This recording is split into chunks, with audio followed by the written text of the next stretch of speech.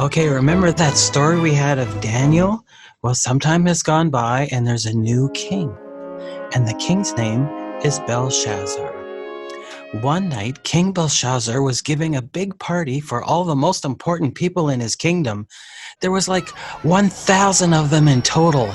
He was probably trying to show off a little, and he thought, I'll use those fancy silver and gold serving dishes that Nebuchadnezzar, his father, had taken out of the temple in Jerusalem, and that they all might drink from them. And so he had his people bring the golden vessels that had been taken out of the house of God in Jerusalem, and the king and his lords, his wives, his concubines, all drank from them. They drank wine and praised the false gods of gold and silver and bronze and iron and wood and stone. And suddenly, everyone saw a hand writing some words on the plaster of the wall of the king's palace. And the king saw the hand as it wrote, and the king's face changed color. The king was afraid. His thoughts alarmed him.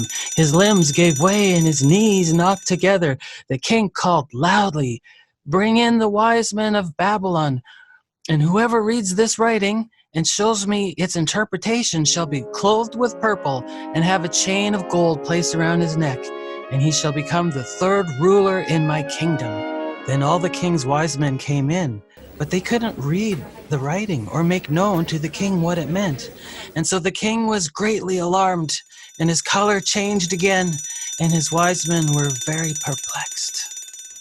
The queen, hearing all the commotion, came into the banquet hall and declared, "O king, live forever. Let not your thoughts alarm you or your color change. There's a man in your kingdom in whom is the spirit of the holy gods. Your father, the king, made him chief of all the wise men because he was an excellent man of spirit, knowledge, and understanding, to interpret dreams, explain riddles, and solve problems.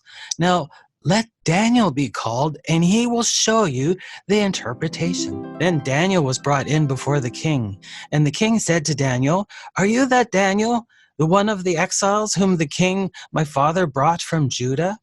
I have heard that you can give interpretation and solve problems. Now, if you can read the writing on the wall and make known to me its interpretation, you shall be clothed with purple and have a chain of gold round your neck, and I shall make you the third ruler in my kingdom." And so he asked Daniel what the words meant. And so when it was Daniel's turn to speak, Daniel answered and said, "Let your gifts be for yourself, and give your rewards to another.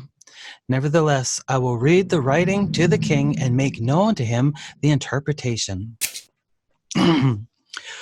"O king, most high God gave Nebuchadnezzar, your father, kingship and greatness and glory and majesty. And because of the greatness that he gave him, all peoples and nations and languages trembled and feared before him. But when he became proud, thinking his greatness was of his own doing and not from God, he was brought down from his kingly throne, and his glory was taken away from him, until he knew that the Most High God rules the kingdom of mankind and sets over it to be king whom he will. But you, his son, Belshazzar, have not humbled your heart, though you knew all of this. You have lifted up yourself against the Lord of heaven, and you used the vessels of his house, the temple, to drink wine. And you have praised the gods of silver and gold and of bronze, iron, wood, and stone, which do not see or hear or know.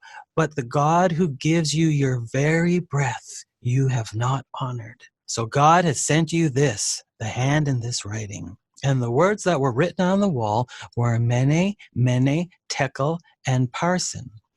And this is the interpretation. Mene means God has numbered the days of your kingdom and has brought it to an end.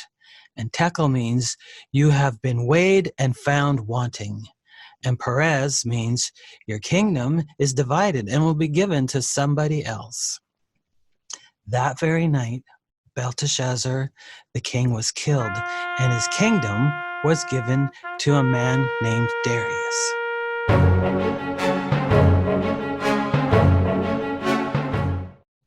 Now it pleased the new king Darius to set Daniel as one of the 3 highest officials in the land, and Daniel became distinguished above all the other high officials because he had this excellent spirit, and the king had planned to set him over the whole kingdom.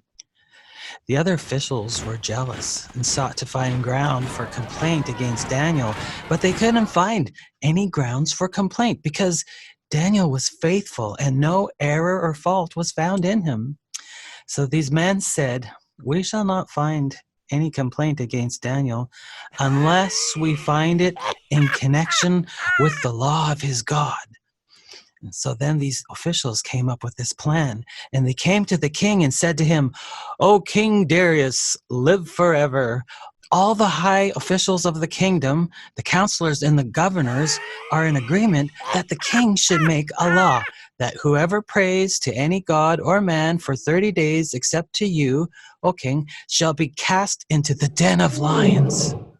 Now, O king, sign this document so that it cannot be changed no matter what, according to the law of the Medes and the Persians." And so King Darius signed it and made it law. Even though Daniel knew that the document had been signed, he went to his house where he had a window in his upper chamber that opened towards Jerusalem, and he got down on his knees 3 times a day and prayed and gave thanks before his God, as he had done previously, as he had always done. And the bad men came and found Daniel praying before his God.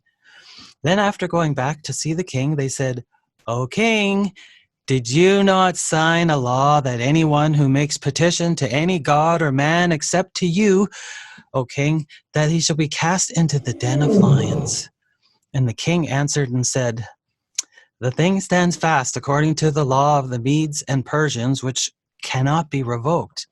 Then they answered and said, "Well, Daniel, who is one of the exiles from Judah, pays no attention to you, O king, or to the law you have signed, but makes his prayer 3 times a day to his God." Then when the king heard these words, he felt horrible, and he thought to himself, "How can I save Daniel from this foolish law that I've signed?" And he labored till the sun went down, how to rescue him, that this wouldn't happen. But he could find no way around the law that he had signed himself. Then the king, bound by the law, commanded that Daniel be cast into the den of lions. But first, he said to Daniel, "May God whom you serve continually deliver you." And so they threw Daniel in the lion's den, and a stone was brought and laid on the mouth of the den, and the king sealed it with his own signet and with the signet of his lords, that nothing might be changed concerning Daniel. Then the king went to his palace. He couldn't eat and he couldn't sleep.